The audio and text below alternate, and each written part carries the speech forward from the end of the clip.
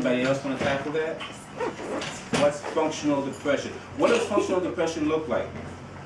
Well, to me, it looks like those guys that's just hanging on the corner or hanging in front of the buildings doing nothing all day.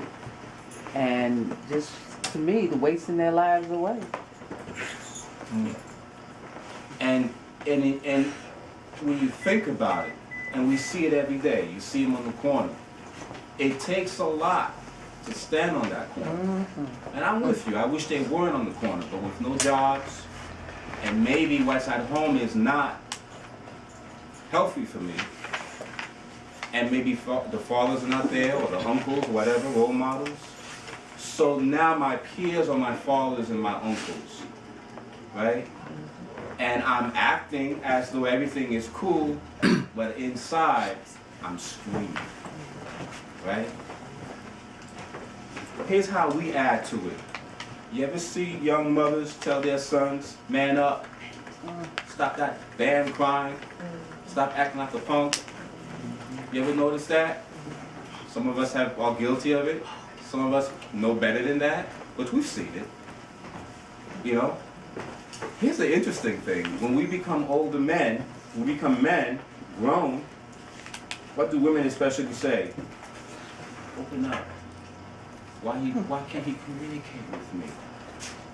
You know, that's what some of the mothers or girlfriends or wives will come to me and say, he doesn't open up. He doesn't say anything. I don't know who he is. He doesn't say anything to me. Well, you tell me to not say anything, to hold everything in, to not show my emotions, or else I'm what? I'm weak, I'm a punk. I mean, that's the message, isn't it? That's what we see on TV, that's what we see on the street, you know? Stop that crying. Boys don't cry, right? And then later on, we say to the men, open up. Express yourself, it's okay. We don't know how to do that. There was a scene on an episode of Girlfriends, and I kind of interpret this in a different manner. I don't know how everybody else interpreted it, but it was this one episode where one of the young ladies, I think Maya, I believe, she was pregnant, but she was suffering from a whole lot of stress. By the end of the episode, she ended up losing the baby and having a miscarriage.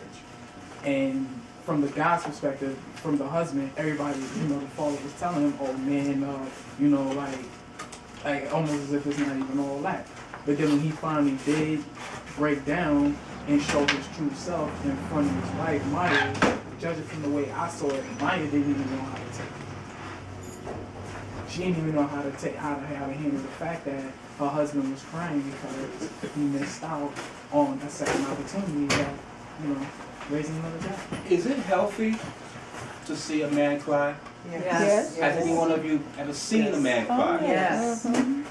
The men in the audience, especially in the back, have you ever cried in front of a woman? Have you ever cried in front of a woman? A woman, not mama. That's the say so. Mama's the say so. Your girlfriend, Girl. whatever, a woman. Yes? Yeah. Yes? It's funny, I'm hearing from the young men, the older men are not speaking. And I know what that's about, and you females have to understand, young ladies in the audience, you have to understand what that's about. Again, I've been told to not say anything. Just go to work, act like John Shaft, do what you do when you do, go get the money. And what happens when we start saying something? Oh, nigga, please. So you can't really blame us when we go into a situation like this. We're here. We're here. But I'm just gonna... Now, when we're amongst ourselves, when men are amongst themselves, we have a lot to say, don't we? Right? We have a whole lot to say. So, yes. Brother Kahlil, I'm not sure if you know the jewel, what you've done, because our pain and suffering goes way back. And I think until we start to heal as men and women, our future will remain just total destruction. So the fact that you took the time and the opportunity to talk about young men, because that's where the healing needs to start. It almost needs to start from the womb, because you know a lot of our stuff is generational. So our pain goes way back. So the fact that we're having this forum now, dialoguing with each other, I'm grateful to the universe and the Creator that you took the initiative, the time, and the effort to do it, because we've got to heal. We've got to get our sons and our babies and heal them so they can know this is not it. So thank you. Oh, no. Thank you. You're welcome. And thank you. I appreciate that.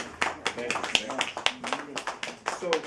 So that functional depression shows itself in so many different ways. And all I want you to do is just start paying attention to it. When you see our sons, and by the way, I use our sons a lot, because once I use the word son, I personalize it. Now you're not just something that I walk by. You're somebody's child, and I'm still responsible for you.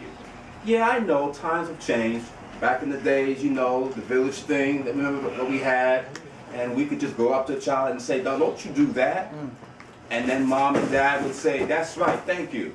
Nowadays, you know, I understand. And I usually look at the eyes. If the eyes still have God in them, then I'll go in there. If there's no more light, I might back off. I mean, that's the reality, right? Especially if we have our own biological sons and daughters to take care of, they need us alive. It's one thing to die because, you know, you're Nelson Mandela and, you know, you had a cause, or Malcolm X, but to die because of something you could have avoided, that's not a good legacy for a child to keep going, right?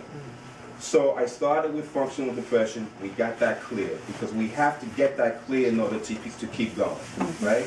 And again, raise your hand, say something. This is an opportunity for us, for the village, to have a discussion. Okay, I don't want to be up here in combination situation, appellation. I hate those kind of things, okay? You have to really engage, okay? Choice.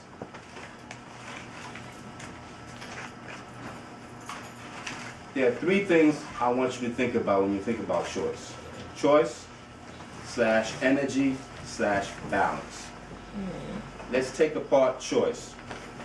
Choice is decision making, right? Very simple.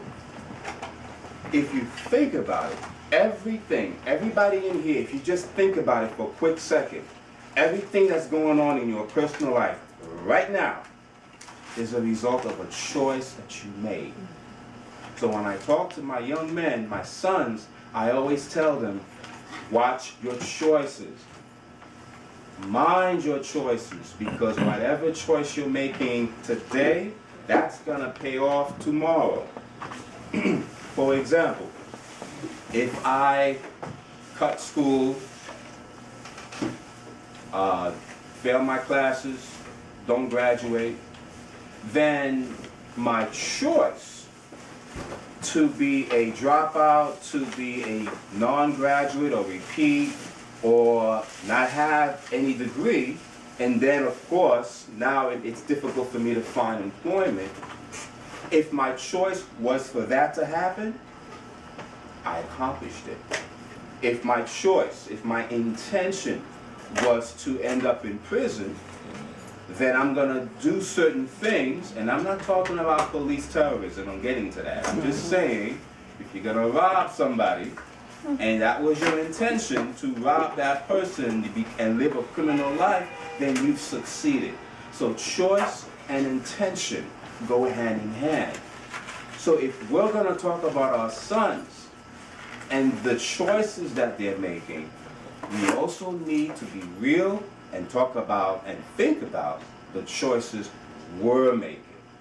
So if I'm complaining that my son doesn't have any good role models, male role models, or his father turned out to be a bad father, rewind the tape. When you met the man, was it based on